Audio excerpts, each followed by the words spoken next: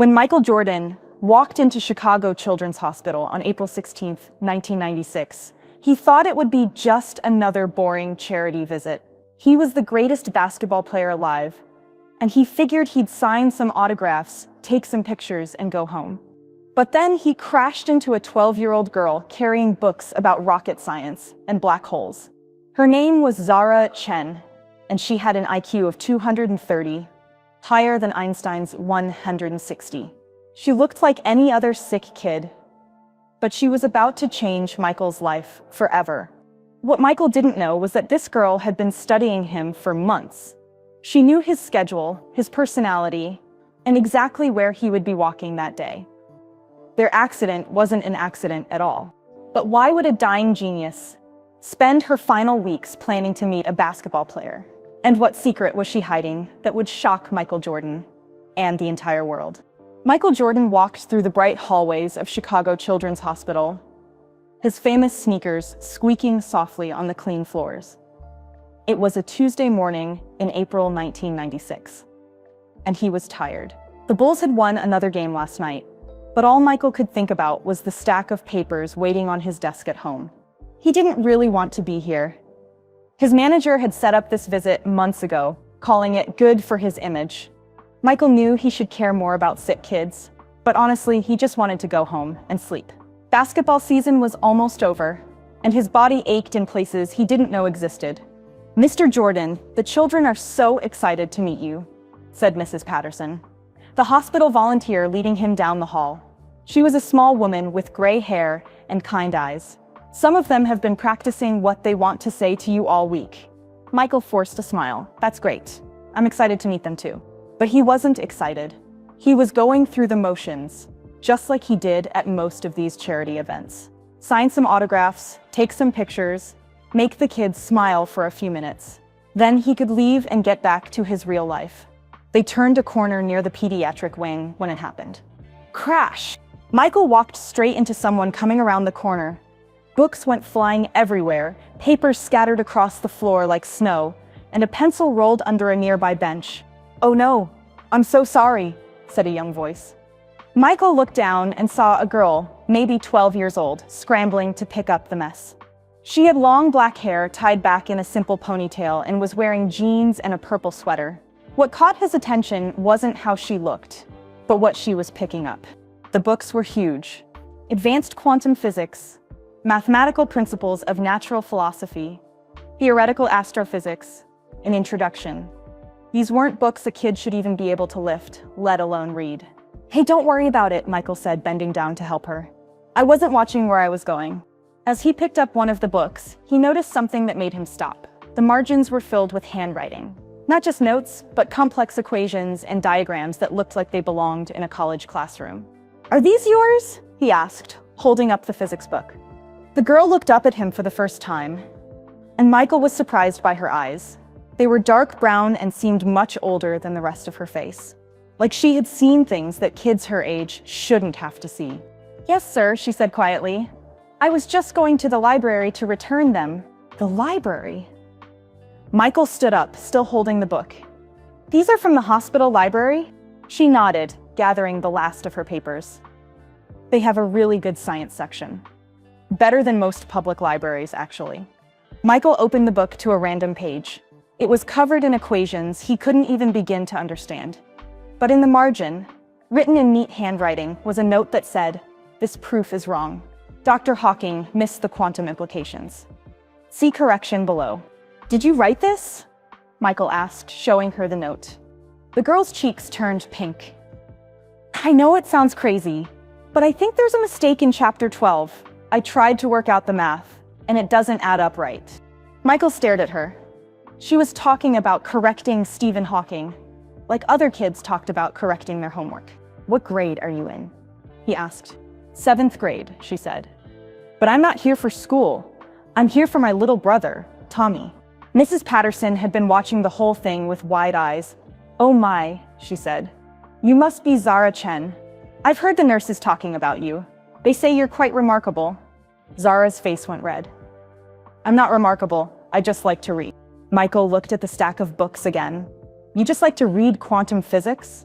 It's actually pretty interesting once you get past the scary math, Zara said with a small smile. It's all about how the universe works at the tiniest level. Like, did you know that particles can be in two places at the same time until someone observes them? It's called superposition. Michael blinked. Particles can be in two places at once. Well, sort of. It's complicated. Zara's eyes lit up as she talked. But basically, reality isn't as solid as we think it is. Everything is probability until we look at it. Kind of like basketball, actually. Like basketball? Yeah. When you shoot the ball, it exists in all possible paths until it either goes in or misses. The act of shooting collapses all those possibilities into one reality.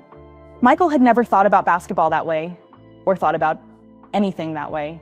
Really. How old are you? He asked. 12.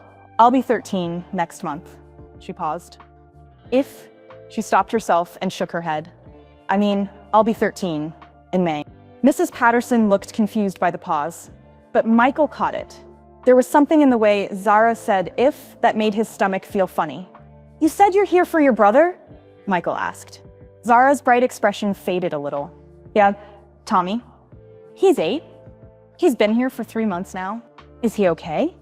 He's getting better, Zara said quickly. The doctors are really good here. Dr. Martinez is amazing. She's been working really hard on Tommy's case. Michael noticed she didn't actually answer his question. What room is he in? Maybe I could meet him. Zara's whole face changed. The tired, worried look disappeared, and suddenly she looked like a normal 12-year-old girl. Really? You'd want to meet Tommy? He loves basketball. He has a poster of you on his wall. Well, he had one. Mom had to put it away because it made him too excited to sleep. Of course I'd like to meet him, Michael said, and he realized he actually meant it.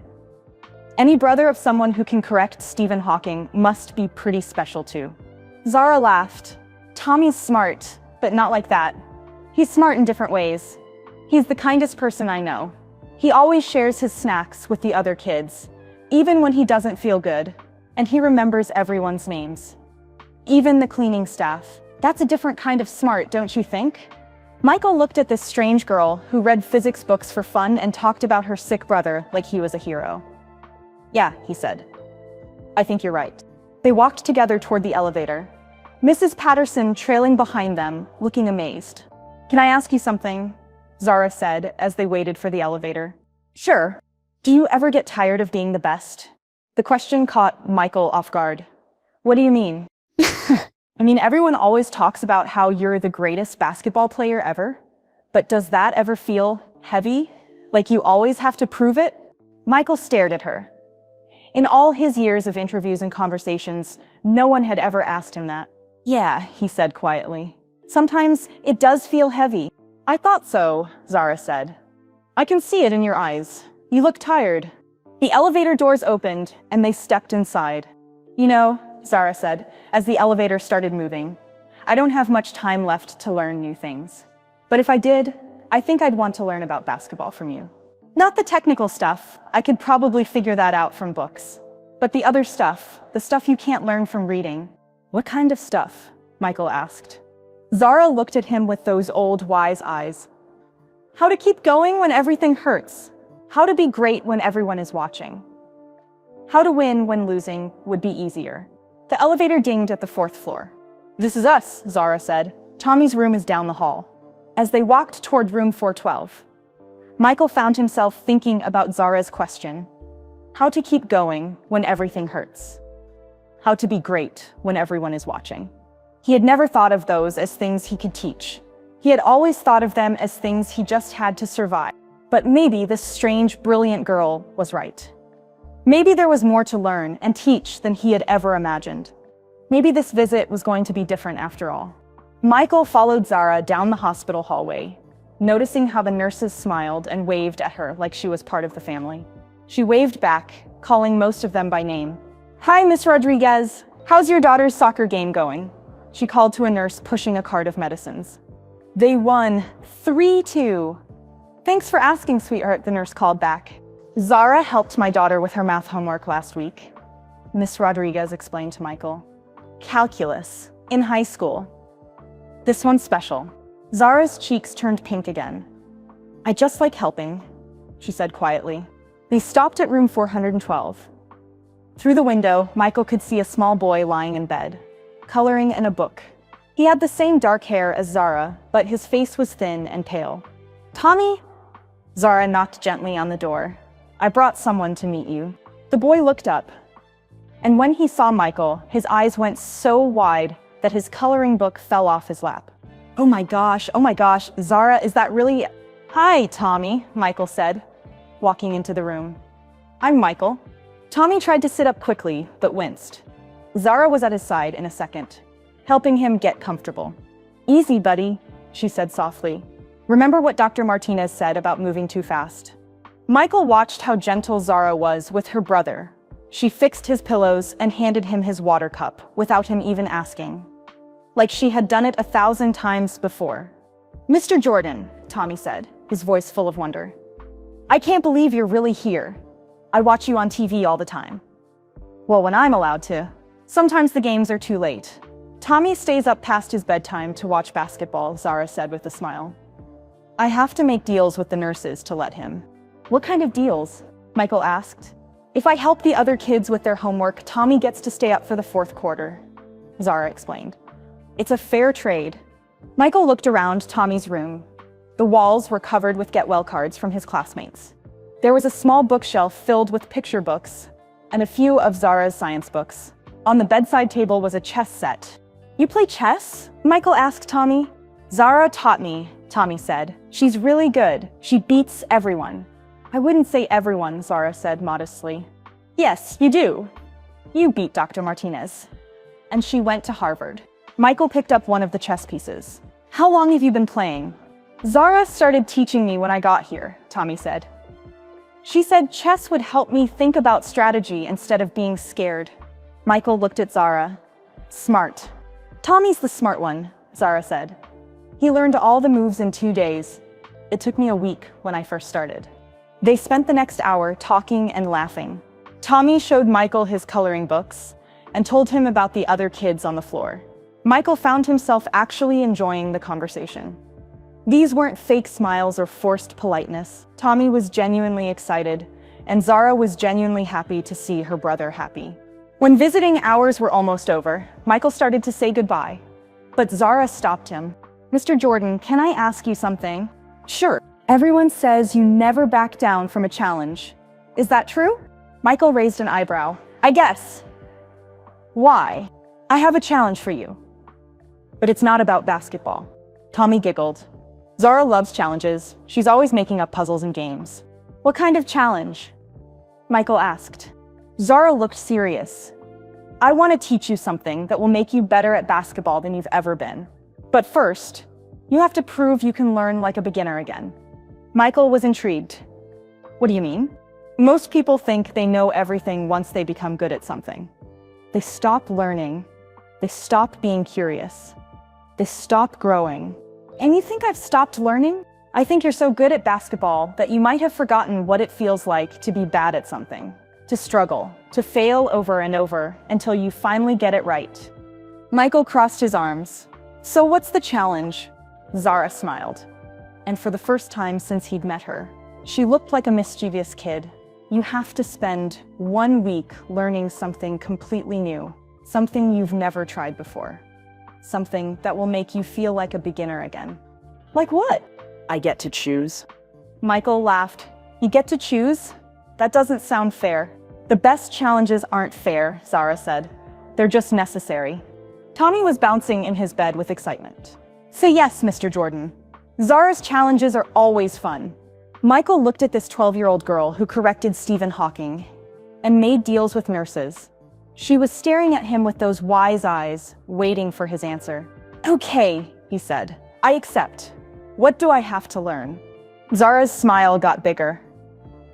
"Violin." "Violin?" Michael nearly choked. "You want me to learn violin?" "Yep. 1 week. I want you to learn to play one simple song. Nothing fancy. Just prove you can start from zero and build something beautiful." "Zara, I don't know anything about music. I can barely whistle."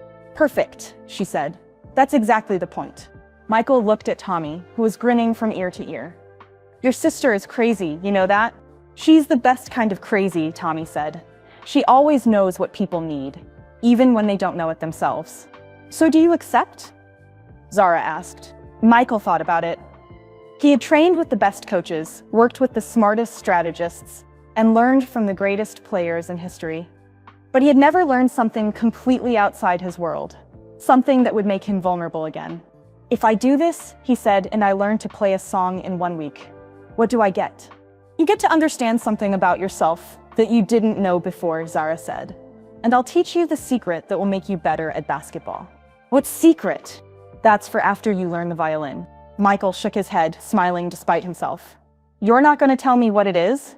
Would you accept a challenge if you already knew the answer? She had a point. Fine, Michael said. I'll do it. But where am I supposed to get a violin? And who's going to teach me? There's a music teacher here at the hospital, Zara said. Mrs. Kim. She teaches the kids who are here for long stays. I already talked to her. She said she'd be honored to teach you. You already talked to her? What if I had said no? Zara shrugged. I knew you wouldn't. How did you know that? Because you're competitive and curious, and because deep down you know you need this challenge just as much as I need to give it to you. Michael stared at her. Why do you need to give it to me? For just a moment, Zara's confident smile faltered. She looked at Tommy, then back at Michael.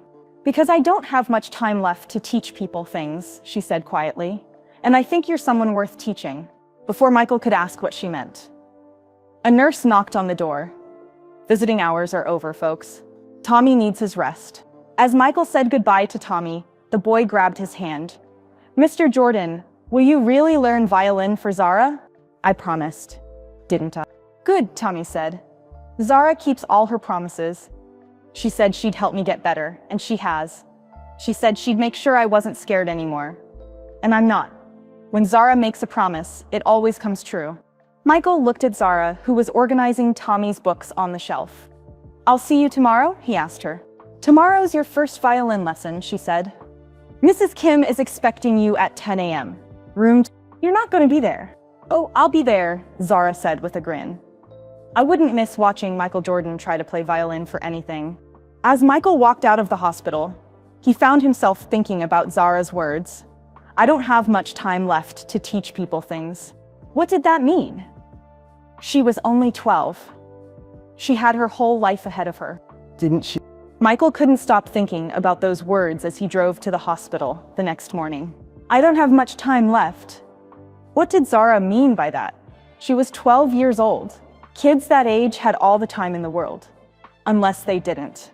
He parked his car and walked through the hospital entrance, nodding to the security guard who recognized him from yesterday. As he took the elevator to the second floor, Michael realized his hands were sweating. When was the last time he'd been nervous about learning something new? Room 20 was at the end of the hall. Through the window, he could see a small Asian woman setting up music stands. She looked up when he knocked. Mr. Jordan, please, come in. I'm Mrs. Kim. She was probably in her 50s, with kind eyes and calloused fingers that told Michael she'd been playing music for a long time. Thank you for agreeing to teach me, Michael said. I have to warn you, I've never touched a violin in my life. Mrs. Kim smiled. Everyone starts somewhere. Even the greatest musicians played their first terrible note once. Where's Zara? She'll be here soon. She had to help Tommy with his morning routine first. Mrs. Kim picked up a violin case. But let's get started. The sooner you begin, the sooner you'll understand why Zara chose this challenge for you. She opened the case and lifted out a beautiful wooden violin. The wood was warm and golden, and it looked delicate enough to break if Michael breathed on it too hard. This is a violin, Mrs. Kim said. It's been making music for over 200 years. The person who made it put their heart and soul into every curve, every piece of wood. When you hold it, you're holding someone's life's work. Michael took the violin carefully. It was lighter than he expected, but felt incredibly fragile in his large hands. Now this is the bow. Mrs. Kim handed him a long stick with white horsehair stretched along it. The bow is what makes the violin sing. Without it, the violin is just a pretty piece of wood. How do I hold it? Like you're holding a baby bird, firm enough that it won't fall, gentle enough that you won't hurt it. Michael tried to position the violin under his chin like he'd seen in movies. It felt awkward and unnatural. The chin rest was too small. and his neck felt twisted. "This is uncomfortable," he said. "Good," said a familiar voice from the doorway. If it was comfortable, it wouldn't be a challenge. Zara walked in, moving slower than yesterday. She looked tired, but she was smiling. "How's Tommy this morning?" Michael asked. "Good day today," Zara said, settling into a chair. "He ate his whole breakfast and asked if you were really going to learn violin. I told him you were about to find out how hard it is." Mrs. Kim adjusted Michael's posture, moving his arm and repositioning the violin. "Better. Now try to draw the bow across the strings." Just one smooth motion. Michael dragged the bow across the strings. Screech! The sound was horrible. Like a cat being squeezed. Michael winced, and Zara burst into laughter. "That was beautiful," she said, clapping. "Your first note. How did it feel?" "Terrible," Michael said. "I sound like I'm torturing the violin." "Everyone's first note sounds like that," Mrs. Kim said patiently. "The violin is honest. It tells you exactly how you're feeling. Right now, you're feeling frustrated and tense. How can you tell?" "Because that's how the violin sounds. Frustrated and tense." Michael tried again. Screech! "You're pressing too hard," Zara said. "In basketball, you use force. But violin is about finesse." "What do you mean?" "Show me how you shoot a basketball," Zara said. Michael looked around the small room. "Here, just the motion. Pretend you have a ball." Michael went through his shooting motion. Smooth, practiced, perfect. He'd done it thousands of times. "See how relaxed your shoulders are?" Zara pointed out. "How your wrist snaps softly at the end. That's finesse. You're not forcing the ball into the basket. You're guiding it." "The violin is the same," Mrs. Kim added. "You don't force music out of it. You guide it." Michael tried again, thinking about his basketball shot. This time, the screech was slightly less horrible. "Better," Zara said. "I could almost hear music in there somewhere." They spent the next hour working on just holding the violin properly and making smooth bow strokes. Michael made progress, but it was painfully slow. Every note was a struggle. His neck hurt, his shoulder ached, and his fingers felt clumsy and thick. "This is harder than I thought it would be," Michael said during a break. "Most things worth doing are," Mrs. Kim said. "That's why so few people stick with them. In basketball, if I practice something for an hour, I can usually see improvement," Michael said. "This is different." "How is it different?" Zara asked. Michael thought about it. "In basketball, my body knows what to do. The movements feel natural. This feels like I'm fighting against myself." "That's because you are," Zara said softly. "You're fighting against the part of you that needs to be perfect all the time. The part that's afraid to look foolish." "I don't mind looking foolish." "Yes, you do. You hate it. I can see it in your face every time you make a bad sound." Michael realized she was right. Every time the violin screeched, he felt embarrassed. Even though there were only 2 other people in the room, he felt like he was failing in front of an audience. "Why does that matter?" he asked. "Because learning requires you to be bad at something first," Zara said. "Really bad. Embarrassingly bad. And you haven't been embarrassingly bad at anything in a very long time." Mrs. Kim nodded. "When children learn violin, they don't worry about sounding bad. They just play. But adults are afraid of not being good right away." "But I'm not afraid of hard work," Michael protested. "No," Zara agreed. "You're not afraid of hard work. You're afraid of looking weak. There's a difference." Michael stared at her. "How do you know that?"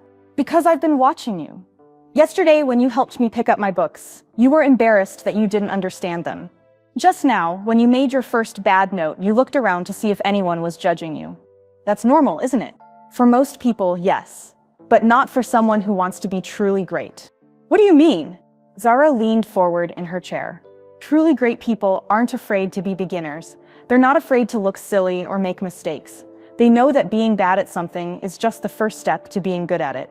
"And you think I'm afraid of that?" "I think you've been the best for so long that you've forgotten what it feels like to be worst." Michael picked up the violin again. "So what do I do about it?" "You play," Zara said simply. "You make terrible sounds. And you don't care. You let yourself be bad until you're ready to be good." Michael positioned the violin under his chin and drew the bow across the strings. Screech! But this time, instead of wincing, he smiled. "There," Zara said, clapping. That's the sound of someone who's not afraid to learn. Michael played another note. Still terrible, but somehow it felt different. Lighter. You know what I realized, he said. What? I haven't felt this challenged in years. In basketball, I know I can make almost any shot. But this, I have no idea if I'll ever be able to make this thing sound good. How does that feel? Mrs. Kim asked. Michael thought about it. Scary, but also exciting. Good, Zara said. Fear and excitement are the same feeling. The only difference is whether you run toward it or away from it. As the lesson ended, Michael found himself not wanting to leave. Yes, the violin was frustrating. Yes, he sounded terrible, but there was something addictive about the challenge. Same time tomorrow? Mrs. Kim asked. Definitely, Michael said. But Zara, can I ask you something? Sure. Why is this so important to you? Why do you care if I learn violin? Zara was quiet for a long moment. She looked out the window at the parking lot below, where people were going about their normal lives. Because, she said finally, I think you're going to need to remember this feeling someday. The feeling of being a beginner, of not knowing if you can do something, of having to trust the process instead of controlling it. Why would I need to remember that? Zara looked at him with those old, wise eyes. Because the biggest challenges in life aren't the ones where you already know you can win. They're the ones where you have to learn to be okay with not knowing how the story ends. As Michael walked back to his car, he found himself thinking about Zara's words. The biggest challenges were the ones where you didn't know how the story ended. He looked back at the hospital, wondering what challenges Zara was facing that he couldn't see, and why she seemed so determined to teach him lessons he didn't even know he needed to learn. 3 days later, Michael walked into the music room carrying his violin case. He had been practicing every morning in his garage, much to his neighbor's horror. The screeching sounds had gotten slightly better, but only slightly. Mr. Jordan, Mrs. Kim smiled as he entered. You look tired. I stayed up until midnight trying to play that scale you taught me, Michael said, setting down his case. I think I drove my cat crazy. You have a cat? Zara asked from her usual chair. She looked paler than yesterday, and Michael noticed she was wearing a hospital bracelet that she hadn't had before. Yeah, his name is Max. He used to love sitting in my lap, but now he runs away every time he sees the violin case. Zara laughed, but it sounded weaker than usual. Smart cat. Are you feeling okay? Michael asked, sitting down across from her. Just tired. Tommy had a rough night, so I didn't sleep much. Michael had learned over the past few days that Zara slept in Tommy's room most nights. The nurses had tried to give her a proper bed in another room, but she refused to leave her brother's side. Let's hear your practice, Mrs. Kim said. Michael took out his violin and played the simple scale they had been working on. It wasn't beautiful, but it was recognizable as music. No cats would be harmed by this performance. Much better. Mrs. Kim clapped. You're starting to trust the instrument. It's weird, Michael said. I'm beginning to understand what you meant about the violin being honest. When I'm tense, it sounds tense. When I relax, it sounds better. That's exactly right, Zara said. The violin can't lie. It shows everyone exactly what you're feeling inside. Is that why you chose this challenge? To teach me about being honest? Zara was quiet for a moment. Play that scale again, but this time don't think about the notes. Think about Tommy. Think about Tommy? Yeah. Picture his face when he laughs. Play for him. Michael positioned the violin and drew the bow across the strings. This time, he thought about Tommy's excited expression when they had talked about basketball. The way his whole face lit up despite being sick. The way he shared his snacks with other kids, even when he barely had an appetite himself. The music that came out was different. Softer, warmer, still not perfect, but it had something it hadn't had before. Beautiful, Mrs. Kim whispered. How did that feel different? Zara asked. It felt, I don't know, like the music meant something. That's the real lesson, Zara said. Technical skill is just the beginning. The magic happens when you play for someone else instead of for yourself. Michael lowered the violin. Is that what you're trying to teach me? To play for other people? I'm trying to teach you that greatness isn't about being the best. It's about making others better. Before Michael could respond, there was a knock on the door. Dr. Martinez, a woman with kind eyes and graying hair, peeked in. Sorry to interrupt, Zara, could I speak with you for a moment? Zara's face went pale. Is Tommy okay? Tommy's fine. I need to talk to you about your test results. Can't it wait? I'm in the middle of a lesson. Dr. Martinez looked at Michael, then back at Zara. It's important, sweetheart. Michael watched Zara's hands shake slightly as she stood up. I'll be right back, she told him. But 20 minutes passed, and Zara didn't come back. Michael and Mrs. Kim waited, making small talk about music and basketball. Finally, Michael couldn't stand it anymore. I'm going to check on her, he said. He found Zara and Dr. Martinez in a small office down the hall. Through the slightly open door, he could hear them talking. The treatment isn't working as well as we hoped, Dr. Martinez was saying gently. Your numbers are still declining, but Tommy's numbers are getting better, right? Zara asked. Yes, Tommy is responding well. But Zara, we need to focus on you too.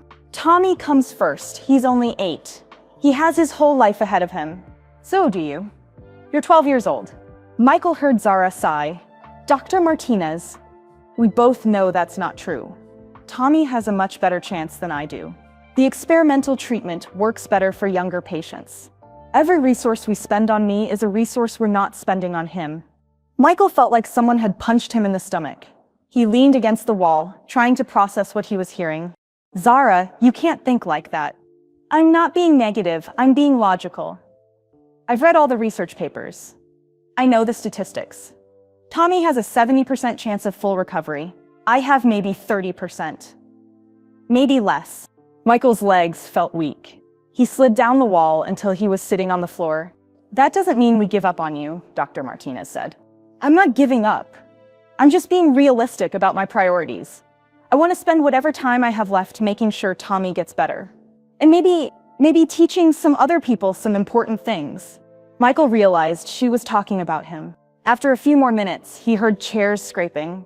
He quickly stood up and pretended to be looking at artwork on the wall. Zara came out of the office with red eyes but a determined expression. When she saw Michael, she stopped. How long have you been standing there? Long enough, Michael said quietly. They walked back to the music room in silence. Mrs. Kim had packed up the instruments and left a note saying she would see them tomorrow. Zara, Michael said as they sat down in the empty room. Why didn't you tell me? Tell you what? That you're sick too. That you're a patient here, not just a visitor. Zara looked down at her hands. Because it doesn't matter. Of course it matters. No, it doesn't. I'm not doing this for me. I'm doing it for Tommy. And for you. For me? Why? Zara looked up at him with those wise, tired eyes.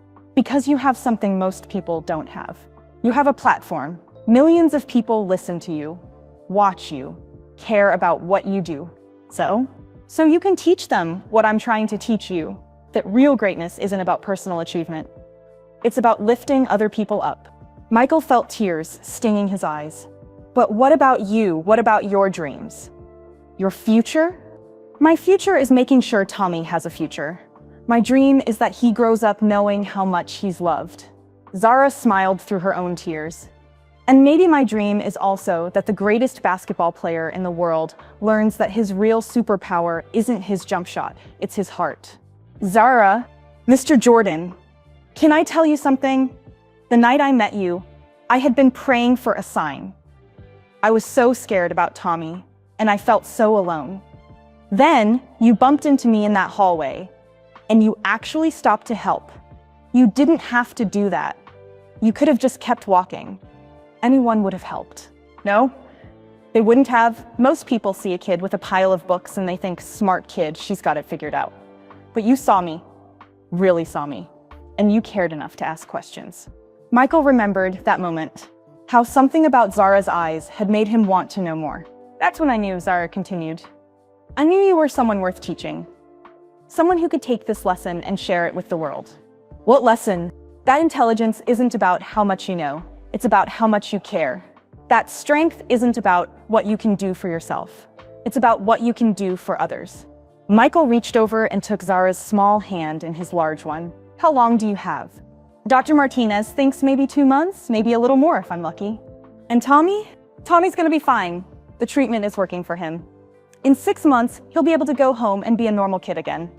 Michael squeezed her hand gently. What can I do? Keep learning violin. Keep letting yourself be bad at something. Keep remembering what it feels like to need help. Why is that important? Zara smiled, and for a moment she looked like the brilliant, mischievous 12-year-old she was supposed to be. Because someday you're going to meet someone who needs help learning something. And you're going to remember how patient Mrs. Kim was with you, how it felt to struggle and have someone believe in you anyway. And you're going to pass that kindness on. Michael sat there holding the hand of the bravest person he had ever met. A 12-year-old girl who was using her final months to teach him how to be human. Zara? Yeah? Thank you. For what? For choosing me. For thinking I was worth teaching. Zara squeezed his hand back. Mr. Jordan, you were never the student in this story. You were always the teacher. I'm just helping you remember what you already knew. As they sat together in the quiet music room, Michael realized that everything had changed. This wasn't about learning violin anymore. This was about learning how to live. The next morning, Michael arrived at the hospital earlier than usual. He had barely slept, his mind spinning with everything Zara had told him. He found her in Tommy's room, helping her brother eat breakfast. Tommy was sitting up in bed, looking brighter than Michael had seen him yet. Mr. Jordan, Tommy called out when he saw him. Guess what? My white blood cell count is getting better. Dr. Martinez says I might be able to go to the playroom today. That's amazing, buddy, Michael said, ruffling Tommy's hair. But his eyes were on Zara, who looked exhausted despite her smile. Zara barely slept, Tommy said, not noticing the look that passed between the adults. She was up all night reading medical journals again. She always does that when she's worried about something. I wasn't worried, Zara said quickly. I was just curious about the new treatment protocol. Michael sat down in the chair next to her bed. Zara, can I ask you something? Sure. Yesterday you mentioned that you've been accepted to MIT. When did that happen? Zara's cheeks turned pink. A few months ago, they have a special program for gifted students. I could start in the fall. MIT, Tommy's eyes went wide. Zara? That's the smartest school in the world. You have to go. It's not that simple, Tommy, Zara said gently. Why not? Michael asked, though he suspected he already knew the answer. Because Tommy will still be in treatment, and because, she paused, looking at her brother, because there are more important things than being smart.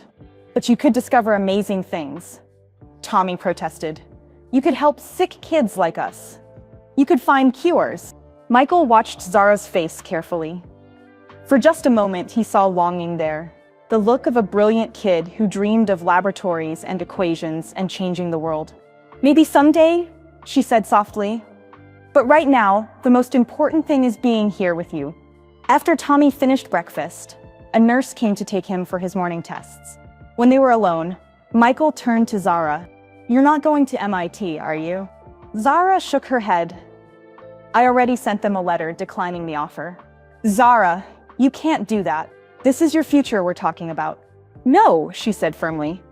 Tommy's future is what we're talking about. He's 8 years old.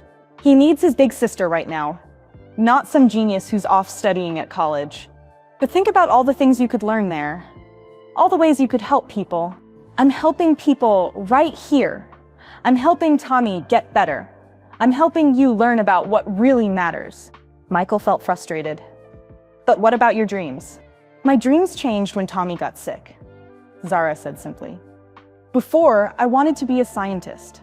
I wanted to understand how the universe worked, but now I understand something more important. What's that? Love is more powerful than knowledge. Being there for someone is more important than being brilliant. Michael stared at her. Zara, you're 12 years old. You shouldn't have to choose between your future and your family. Everyone has to make choices, Mr. Jordan. The difference is that some people get more time to make them than others. They sat in silence for a moment. Michael thought about all the choices he had made in his life.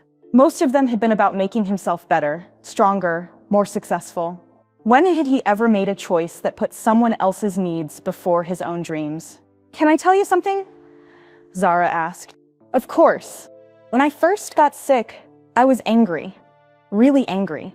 I had so many plans. I was going to study quantum physics and maybe win a Nobel Prize someday. I was going to solve the mysteries of the universe. That sounds amazing. It was amazing. In my head anyway. But then Tommy got sick too, and I realized something. All those mysteries I wanted to solve, they don't matter if the people you love are suffering. Michael felt something tight in his chest. So you gave up your dreams? No, I changed them. My new dream is that Tommy grows up healthy and happy. My new dream is that he gets to have all the adventures I might not get to have. What about you, though? What about what you want? Zara smiled, and it was the most peaceful expression Michael had ever seen on her face.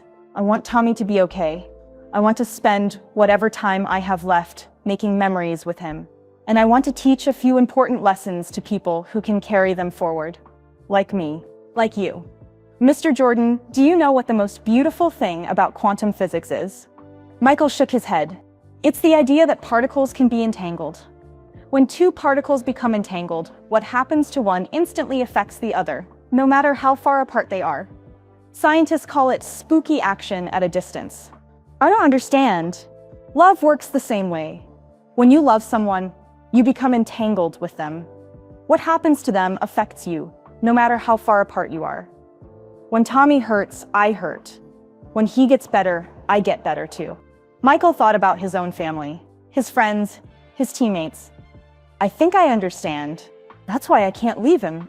We're entangled. And that's okay, because love isn't supposed to be convenient. It's supposed to be true. The door opened, and Tommy came back with a huge smile on his face. Dr. Martinez says my numbers are the best they've been in months. And she says I can go to the playroom this afternoon. That's wonderful, Zara said. And Michael could see genuine joy in her eyes. Will you come with me? Tommy asked his sister. Of course I will. What about you, Mr. Jordan? Do you want to come to the playroom too? Michael looked at Zara, who nodded encouragingly. I'd love to, buddy. That afternoon, Michael found himself in the hospital playroom, watching Zara help Tommy build a puzzle while other kids played around them. She was patient and encouraging, celebrating every piece Tommy got right and gently guiding him when he got stuck. Zara's the best big sister in the world, said a little girl with a bald head who was coloring nearby. She helped me with my math homework yesterday, and she always shares her snacks. She taught me how to play chess, added a boy with his leg in a cast.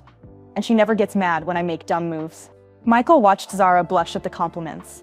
He realized that while he had been thinking of her as the girl who was giving up MIT, everyone else saw her as the girl who was always there to help. You know what I realized? Michael said to Zara as they watched Tommy successfully complete a difficult section of the puzzle. What? You're not giving up your future, you're just choosing a different one. What do you mean? I mean, you wanted to change the world through science, but you're changing the world through love. You're teaching Tommy how to be brave. You're teaching me how to be human. You're showing all these kids what it means to care about other people.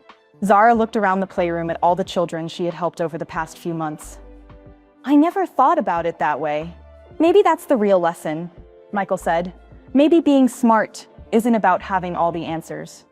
Maybe it's about asking the right questions. What's the right question? Michael watched Tommy's face light up as he placed another puzzle piece. Not how can I be great, but how can I help someone else be great? Zara smiled. I think you're finally starting to understand. Understand what?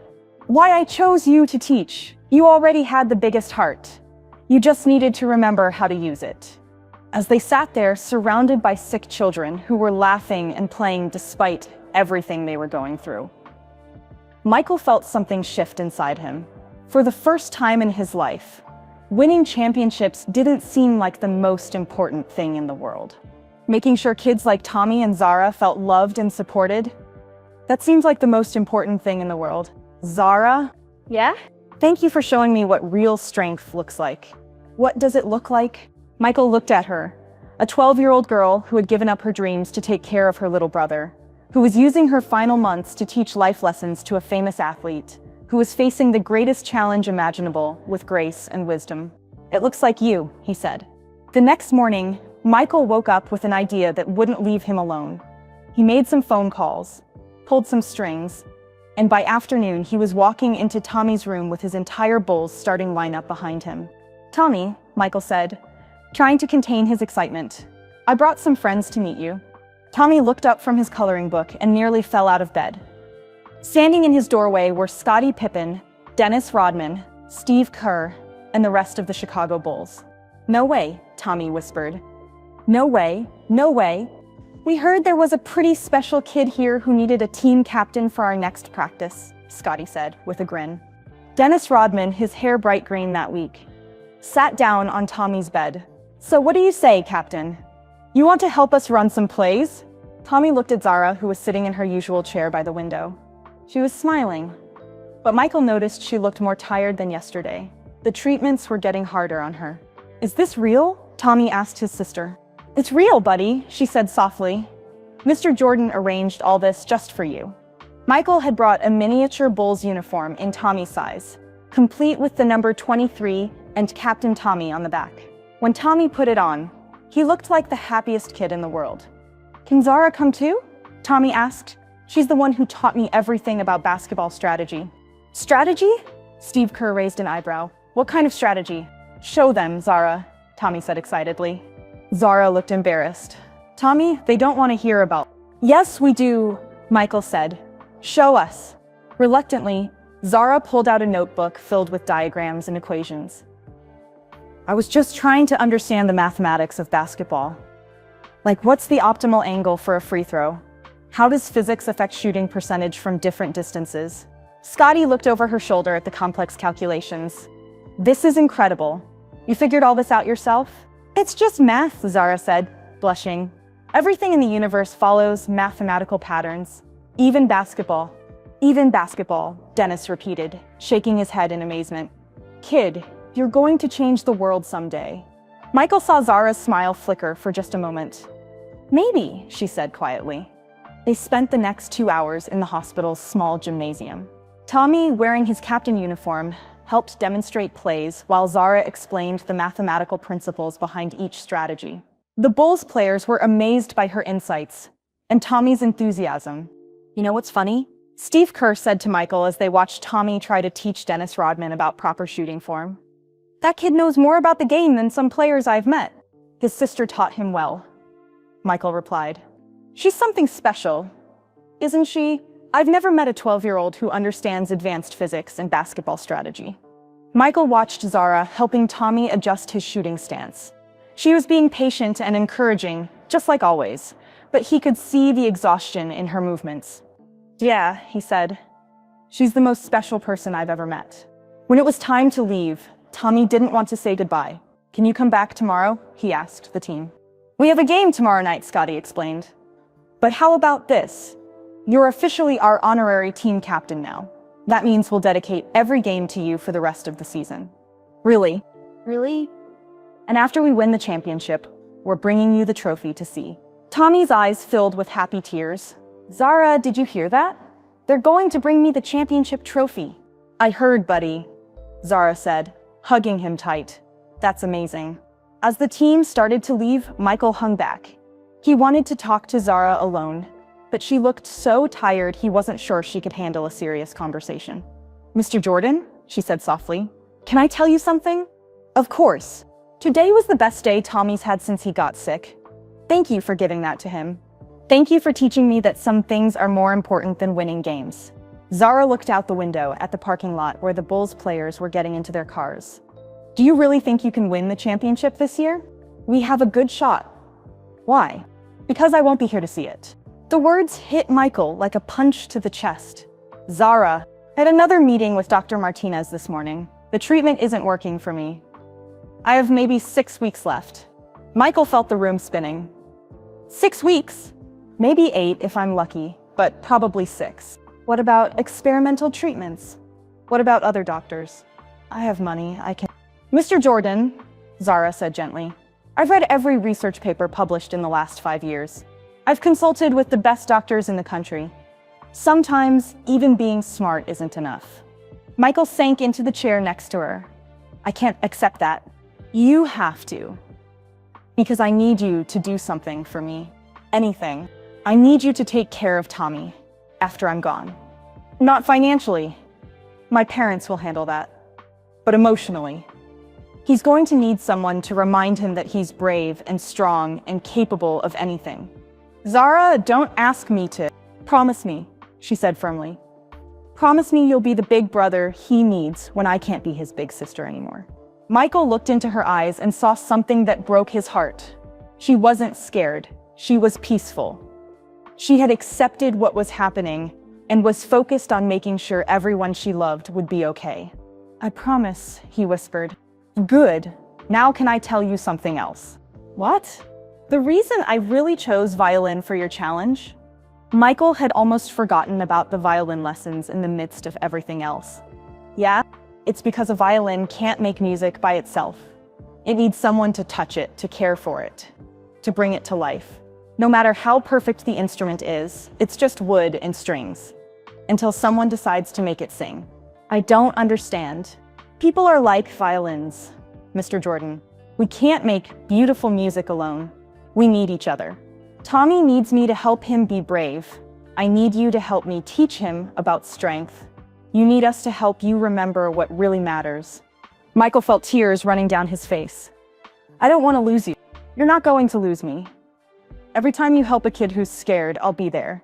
Every time you choose kindness over winning, I'll be there. Every time you remember that love is more powerful than fame, I'll be there." She reached over and took his hand. "Besides, you still have to finish learning violin. Mrs. Kim says you're almost ready to play a real song." "What song?" "Amazing Grace. It's Tommy's favorite. I want you to play it for him after I can't anymore." Michael squeezed her hand. "I'll practice every day." "I know you will, because that's what you do when you love someone. You keep the promises you make to them." They sat together in the quiet room as the sun set outside the window. Michael realized that Zara had given him something more valuable than any championship ring or MVP award. She had given him a purpose bigger than himself. "Zara?" "Yeah?" "When people ask me about my greatest victory, I'm not going to tell them about basketball games." "What are you going to tell them?" "I'm going to tell them about a 12-year-old girl who taught me that winning isn't about beating other people, it's about lifting them up." Zara smiled, and even though she was tired and sick, she looked like the wisest person in the world. "Now you're ready for the real game," she said. "What real game?" "The game of life. And in that game, Mr. Jordan, everyone wins when you play it right." 2 weeks later, Michael was sitting in the hospital cafeteria, staring at a cup of coffee that had gone cold an hour ago. The Bulls had just won another playoff game, but he could barely remember the score. All he could think about was how pale Zara had looked that morning, and how Tommy had started asking questions that no 8-year-old should have to ask. "Mr. Jordan?" Michael looked up to see Dr. Martinez standing next to his table.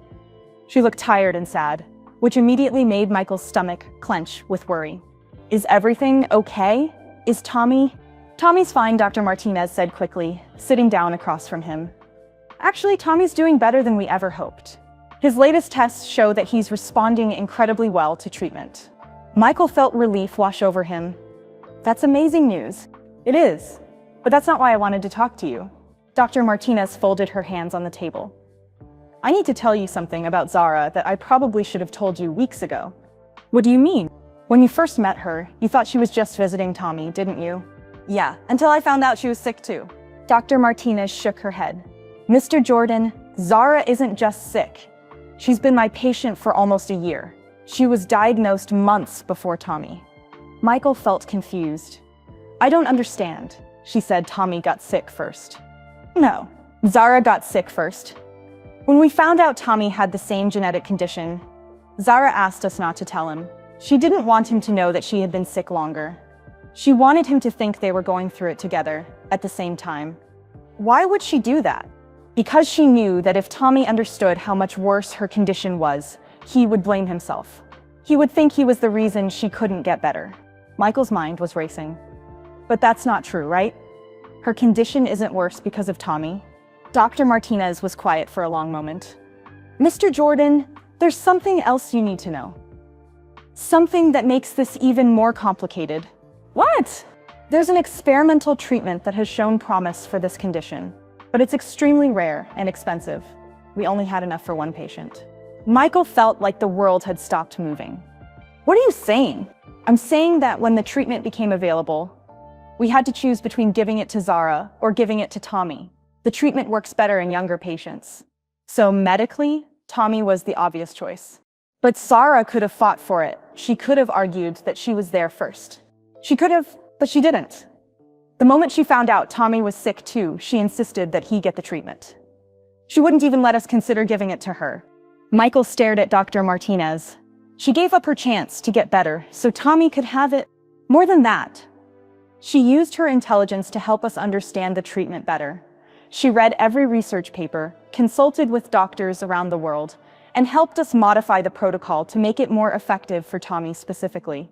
You mean she helped create the treatment that's saving his life? Essentially, yes. Without her input, I'm not sure the treatment would have worked as well as it has. Michael felt like he was going to be sick. Does Tommy know any of this? No. And Zara made us promise never to tell him. She wants him to focus on getting better, not on feeling guilty about her sacrifice. So she's been dying this whole time, and she spent her final months making sure her little brother lives? That's exactly what she's been doing. And Mr. Jordan, there's one more thing. Michael wasn't sure he could handle one more thing. The treatment that's working so well for Tommy, the modifications Zara helped us make, they're going to help other children too. She essentially helped us create a better treatment protocol that could save hundreds of kids with this condition. Michael put his head in his hands. So she gave up her own life to save Tommy. And in the process, she figured out how to save other kids too? That's right. Her research notes are already being shared with children's hospitals around the world. And she never told me any of this. Because that's not why she did it. She didn't do it for recognition or credit.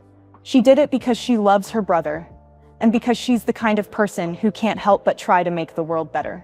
Michael looked up at Dr. Martinez. Why are you telling me this now? Because she's getting worse faster than we expected, and because I think she needs to know that someone understands what she's accomplished. She won't accept praise from me or the other doctors, but she might accept it from you. Michael stood up from the table. I need to see her. Mr. Jordan, one more thing.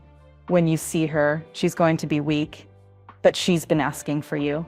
She says she has something important to tell you.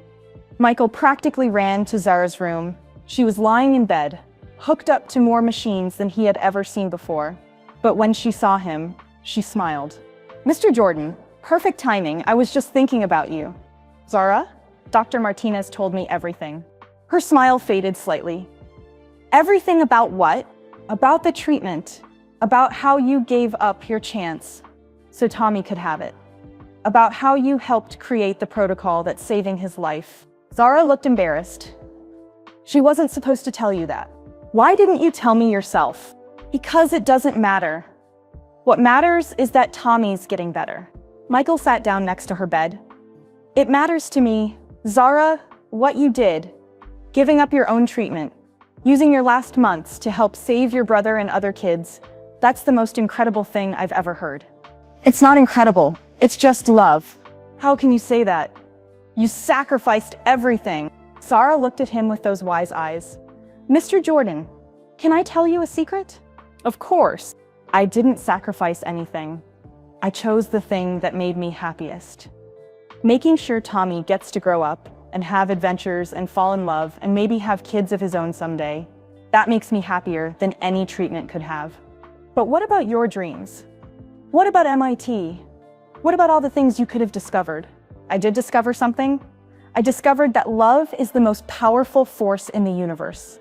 More powerful than gravity, more powerful than quantum mechanics, more powerful than anything. Michael felt tears running down his face. I don't understand how you can be so okay with this. Because I'm not dying, Mr. Jordan. I'm living. Every day I get to see Tommy get stronger is a day I'm truly alive. Every lesson I get to teach you is a day my life has meaning. But it's not fair.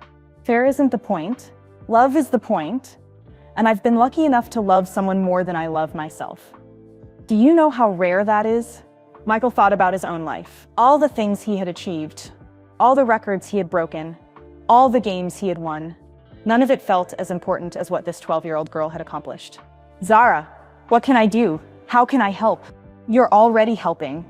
You're learning the lessons I need you to learn. You're becoming the person Tommy's going to need when I'm not here anymore.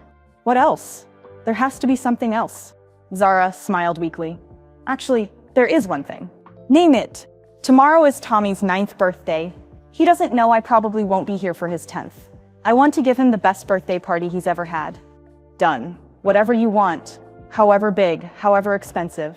I don't want big or expensive. I want perfect.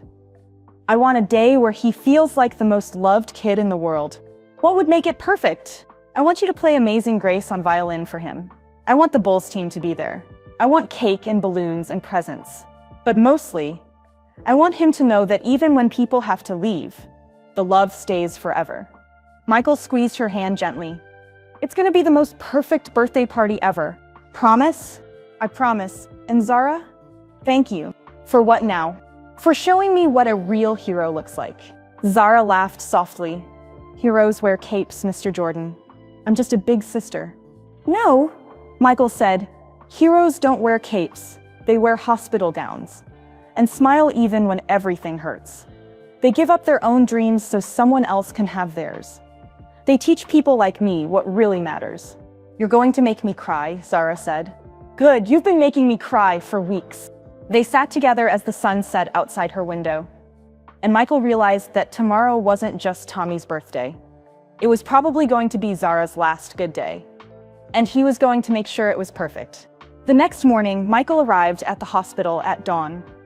He had barely slept, spending most of the night on the phone organizing Tommy's birthday party. The hospital staff had agreed to let them use the big recreation room, and Michael had arranged for decorations, a cake, and enough presents to fill a small store. But first, he had something important to do. He found Zara in Tommy's room, helping her brother get dressed in his favorite shirt, a Bulls jersey with Michael's number on it. She looked weaker than yesterday, but she was smiling as she fixed Tommy's collar. "Happy birthday, buddy," Michael said, walking into the room. "Mr. Jordan." Tommy jumped up and hugged him. "Zara says you planned something special for me." "We planned something special," Michael corrected, looking at Zara. "Your sister did most of the work." "I just made a few suggestions," Zara said modestly. Can I see? Can I see what it is?" Tommy bounced with excitement. "After breakfast," Zara said firmly, "birthday boys still need to eat their vegetables." While Tommy ate, Michael pulled Zara aside. "How are you feeling?" "Like I want to make this the best day of Tommy's life," she said. "That's all that matters today." "Zara, I need to tell you something." "What?" Michael took a deep breath. "Last night, I called my lawyer. I'm setting up a foundation. The Zara Chen Foundation for Rare Childhood Diseases." Zara's eyes went wide. "Mr. Jordan, you don't need to." "Yes, I do. Your research is going to help kids all over the world. Your name should be on it. People should know what you accomplished. But I don't want people to feel sorry for me. They won't feel sorry for you. They'll be inspired by you. Just like I am." Zara was quiet for a moment. "What will the foundation do?" "Fund research for rare diseases like yours and Tommy's. Help families who can't afford treatment. And teach people what you taught me, that real greatness is about helping others." "That sounds perfect," she said softly. "But can I ask for one thing?" "Anything. Make sure Tommy knows that he's part of it, that his recovery is going to help other kids get better too. I want him to understand that his story matters." "I promise." After breakfast, they made their way to the recreation room. Tommy gasped when he saw what Michael and Zara had created. The room was filled with blue and red balloons, Bulls colors. There was a huge cake shaped like a basketball, and a table covered with wrapped presents. But the best part was the people waiting for him. The entire Bulls starting lineup was there, along with Mrs. Kim, Dr. Martinez, and all the nurses who had taken care of Tommy and Zara. Even some of the other kids from the hospital had been invited. "This is the best birthday party ever," Tommy shouted, running to hug each of the basketball players. "We have a special presentation for the birthday boy," Scottie Pippen announced. He handed Tommy a framed jersey with signatures from every player in the NBA. "This is from everyone in the league," Dennis Rodman explained.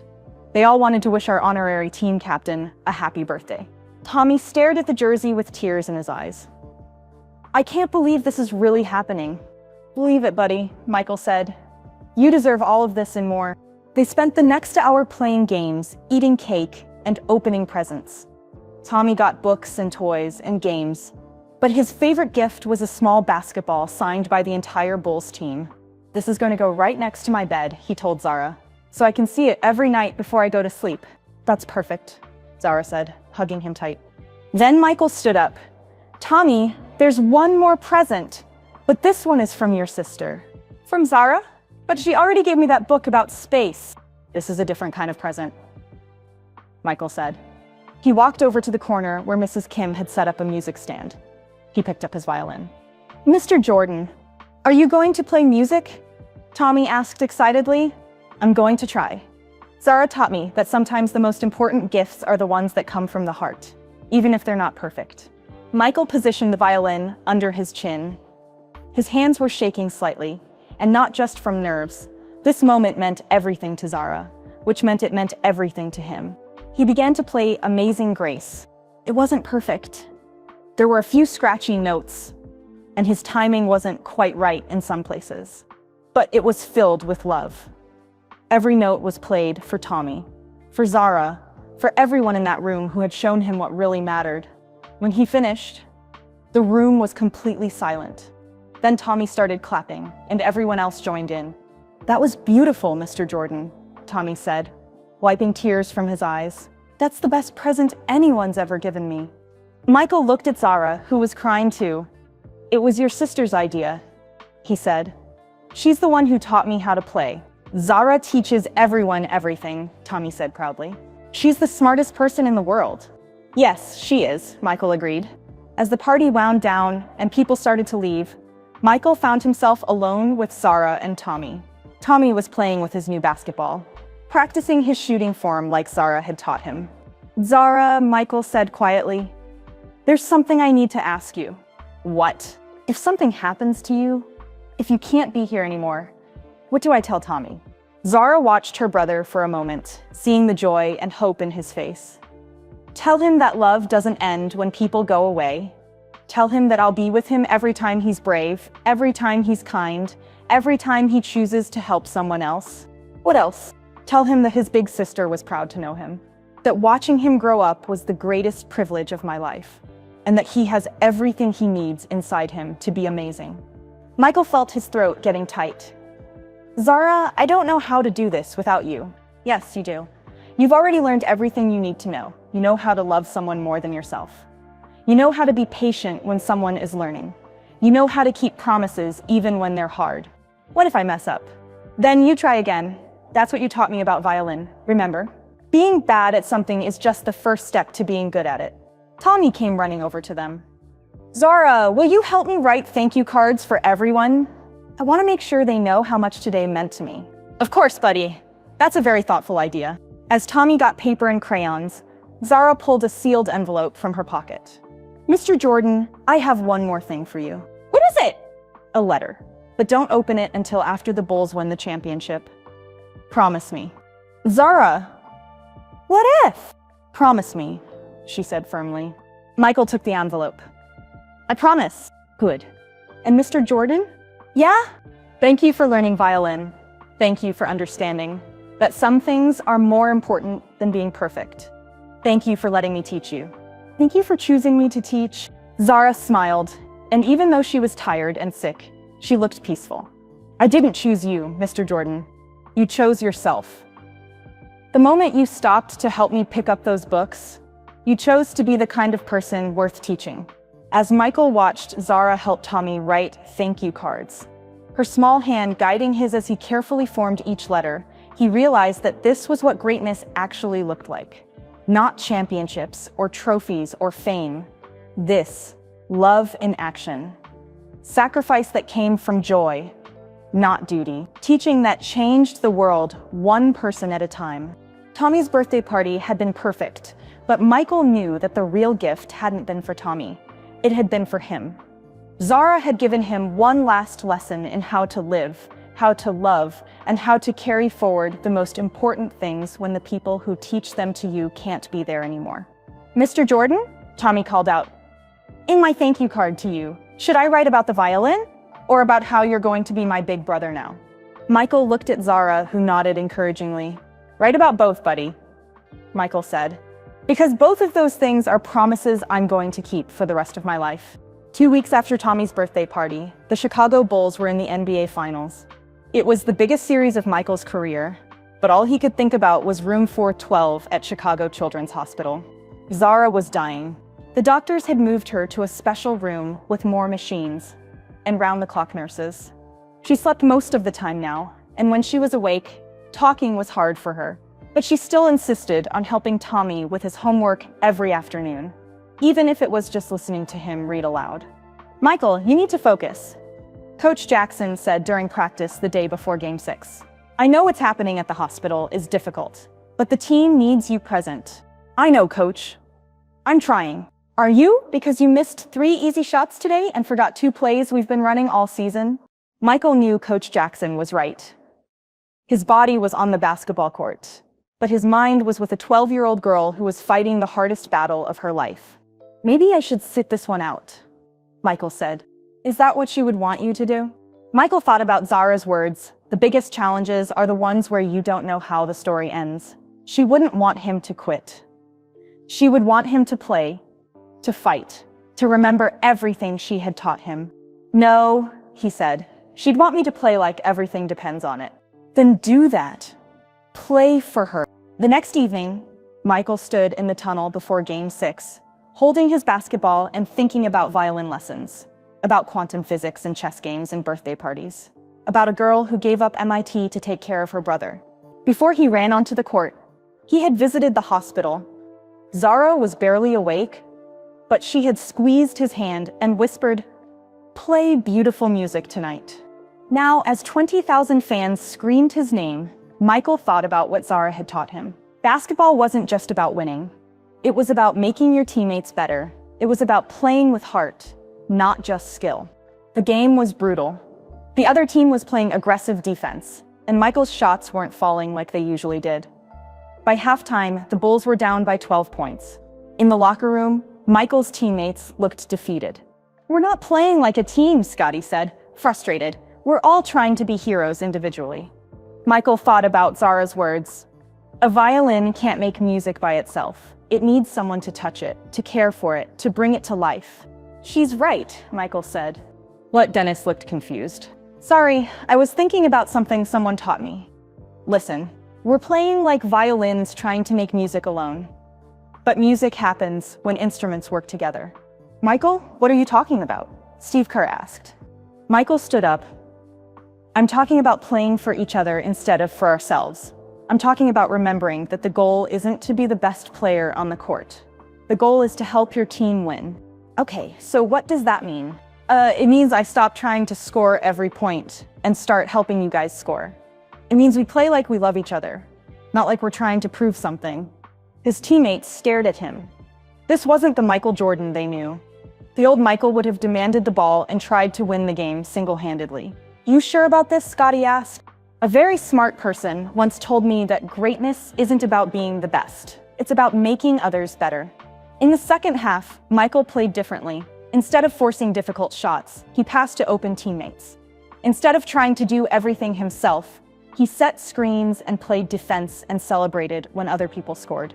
With 5 minutes left, the Bulls had taken the lead. With 2 minutes left, they were up by 8. With 30 seconds left, they had won the championship. As confetti fell from the ceiling and his teammates hugged him, Michael felt something he had never felt after winning before. Peace. Not the aggressive satisfaction of beating someone else, but the quiet joy of helping his team succeed. During the celebration on the court, a reporter stuck a microphone in his face. "Michael, how does it feel to win your 4th championship?" Michael looked up at the stands, thinking about a hospital room miles away, where a girl might be watching on TV if she was strong enough. "It feels like I finally understand what winning really means," he said. "What do you mean by that?" "I mean, winning isn't about proving you're better than someone else. It's about becoming the person you're supposed to be." After the celebration, Michael drove straight to the hospital.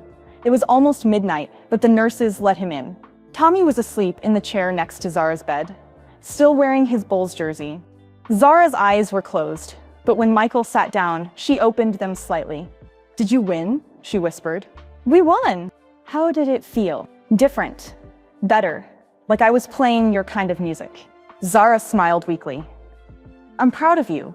"Zara, I need to tell you something." "What?" You changed my life. Before I met you, I thought basketball was the most important thing in the world. Now I know better. What's the most important thing?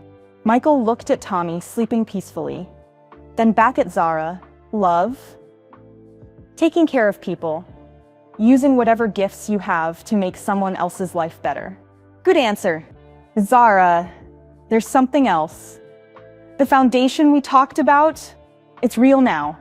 We've already raised enough money to help 50 families pay for treatment. And the research you did, 3 more children's hospitals are using your protocols. Zara's eyes filled with tears. Really? Really? Your work is going to save lives, Zara. Lots of lives. That makes me happy. They sat quietly for a few minutes. Michael could hear the machines beeping and Tommy's gentle breathing. Mr. Jordan? Zara's voice was so soft, he had to lean close to hear her. Yeah. Remember what I told you about quantum entanglement? How particles stay connected no matter how far apart they are? I remember. You and Tommy are entangled now. And you and I are too. Distance won't change that. Time won't change that. I know. Promise me you'll remember that when you miss me. I promise. Zara closed her eyes, but she was still smiling. Thank you for learning violin. Thank you for playing beautiful music tonight. Michael stayed until dawn, watching Zara sleep and listening to Tommy's quiet breathing. Outside the window, he could see people starting their normal days, going to work, walking their dogs, buying coffee, living their lives without knowing that one of the most extraordinary people in the world was fighting her last battle just a few floors above them. When the morning nurse came to check on Zara, Michael quietly woke Tommy. Hey, buddy. How are you feeling? Tommy stretched and yawned. Good. Did you really win the championship last night? We did. I knew you would. Zara said you were going to play different than usual. She said you were going to play like you finally understood the secret. What secret? Tommy looked at his sleeping sister with pure love in his eyes. The secret that basketball is just like life.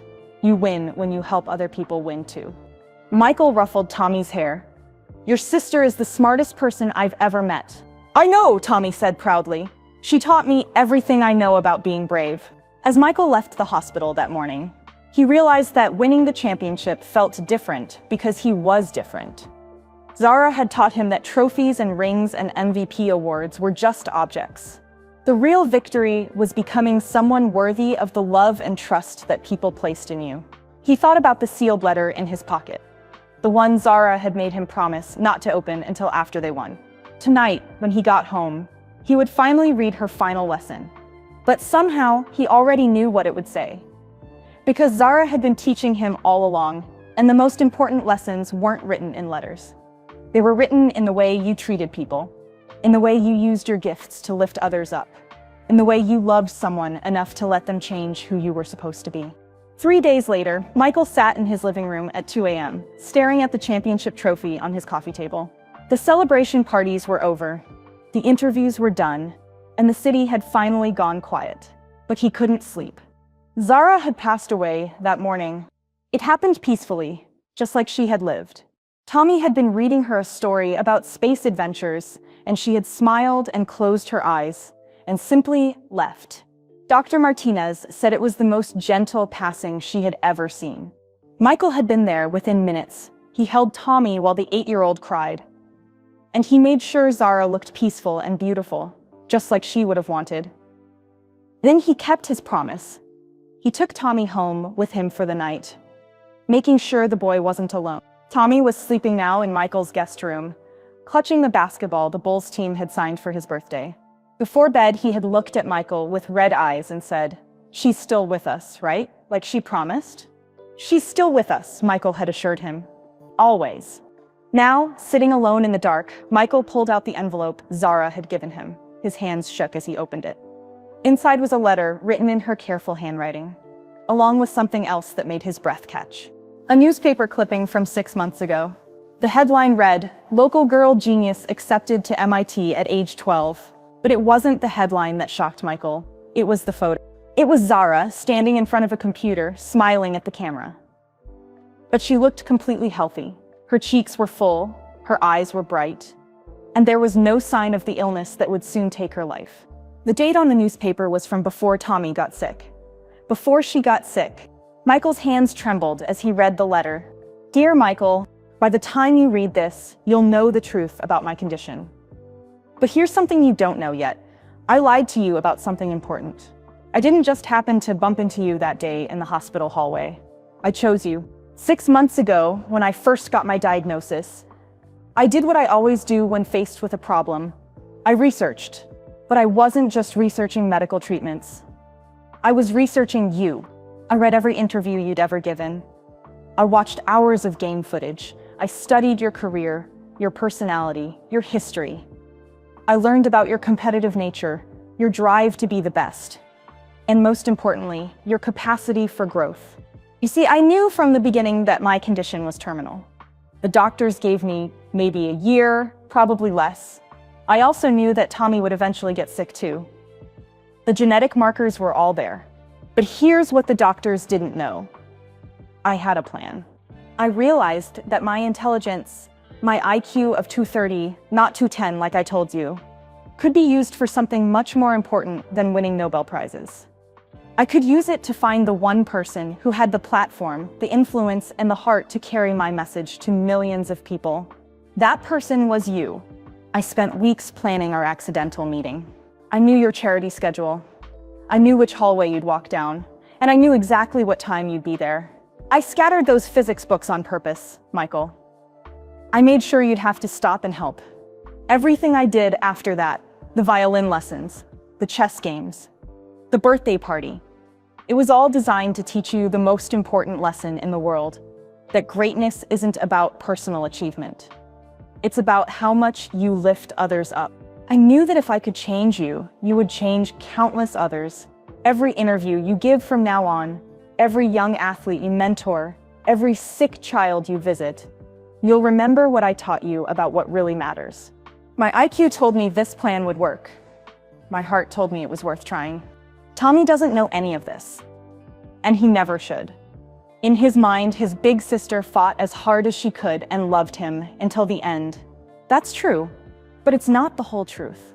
The whole truth is that I used my final months to conduct the most important experiment of my life, proving that one person's wisdom can ripple through millions of lives when taught to the right messenger. You were my messenger, Michael, and you were perfect. I know this might make you angry. You might feel used or manipulated. But please understand, everything I told you about love being more powerful than knowledge was true. Everything I taught you about making others better was real. My feelings for you and Tommy were genuine. I just also happened to be smart enough to know that love needs strategy to change the world. The violin lessons taught you humility. The birthday party taught you sacrifice. Tommy taught you unconditional love. And I taught you that intelligence without kindness is worthless. Now you're going to take these lessons and share them with everyone you meet. You're going to create foundations that help sick children. You're going to mentor young athletes differently than anyone has before. You're going to show the world that heroes aren't defined by what they achieve, but by what they give. You're going to prove that my experiment worked. Tommy is going to be fine. The treatment I helped develop has a 90% success rate for his age group and condition. He's going to grow up, knowing that basketball stars can have the biggest hearts, and that being loved is more important than being perfect. One last thing. I never told you my real reason for choosing violin. Yes, it's because instruments need each other to make beautiful music. But it's also because a violin can create the most beautiful sound in the world, but only when someone who cares takes the time to learn how to play it properly. You are my violin, Michael, and I spent my final months teaching you how to make the most beautiful music possible. Thank you for letting me teach you. Thank you for learning. Thank you for proving that even the greatest athlete in the world can become something even better, the greatest human being he can be. Watch over Tommy. Love him like he's your own brother. And remember, we're quantum entangled now. Every kind thing you do, I'll feel.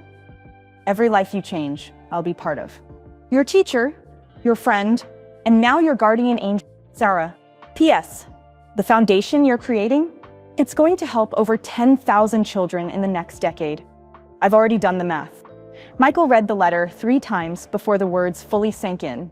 Zara hadn't just been teaching him random lessons about life. She had orchestrated everything. She had chosen him, studied him, and then systematically transformed him from a great athlete into something more, a great human being. She had used her extraordinary intelligence not to cure her own disease, but to cure something bigger, the disease of selfishness that prevented people from reaching their full potential for goodness. Michael thought back to every conversation, every lesson, every moment they had shared. The accidental meeting, the carefully chosen violin challenge, the way she had shared just enough of her story to make him care without overwhelming him, the birthday party that taught him how to make others feel loved. It had all been planned. Every single moment. And yet, it had all been real too. Her love for Tommy was genuine. Her kindness to other children was authentic. Her friendship with Michael was true. She had just been smart enough to know that even love needed a strategy to change the world. Michael looked at the championship trophy again, but now it looked different. It wasn't just his trophy anymore. It was Zara's too, because she had taught him how to win it the right way, by making his teammates better instead of trying to dominate them. He thought about all the interviews he would give, all the young athletes he would mentor, all the sick children he would visit. In every single one of those moments, he would remember Zara's lessons. He would teach what she had taught him. Her experiment had worked perfectly. Michael picked up his phone and called the hospital. "Dr. Martinez? It's Michael Jordan. I want to expand the foundation." "Yes, much bigger. I don't care what it costs, because a very smart girl once told me that love needs strategy to change the world, and I think she was right." When he hung up, Michael walked to the guest room where Tommy was sleeping. The boy looked peaceful, surrounded by Bulls memorabilia and the basketball signed by the team. "I'll watch over him," Michael whispered into the darkness. "I'll teach him everything you taught me, and I'll make sure he knows his big sister was the smartest person who ever lived." As he stood there, Michael realized that Zara's greatest lesson wasn't about humility or love or sacrifice. It was about the fact that even death couldn't stop someone from changing the world if they were smart enough to plan for it. She had given up her own future to secure Tommy's recovery and to transform Michael into someone who would impact millions of lives. She had turned her final months into the most important teaching experiment in history, and it had worked. Michael smiled through his tears. Tomorrow, he would start the next phase of his life, not as just a basketball player, but as Zara's messenger. He would carry her lessons to everyone he met, and through him, her wisdom would ripple outward like quantum entanglement, connecting and changing lives across the world. She had been right about everything. Love was more powerful than knowledge. But when you combined love with intelligence and strategy, you could literally change the universe. Michael Jordan had met a girl with a higher IQ than Einstein. What happened next shocked everyone, including him. She had transformed the greatest basketball player in the world into something even greater, a teacher of love, a messenger of hope, and living proof that the most important victories happen not on courts or fields, but in the hearts of the people we choose to lift up. The experiment was complete. The student had become the teacher, and Zara Chen's legacy would live forever. And that's how a 12-year-old girl with a genius mind taught the world's greatest athlete that true greatness isn't about being the best. It's about making others better. Zara's experiment worked perfectly.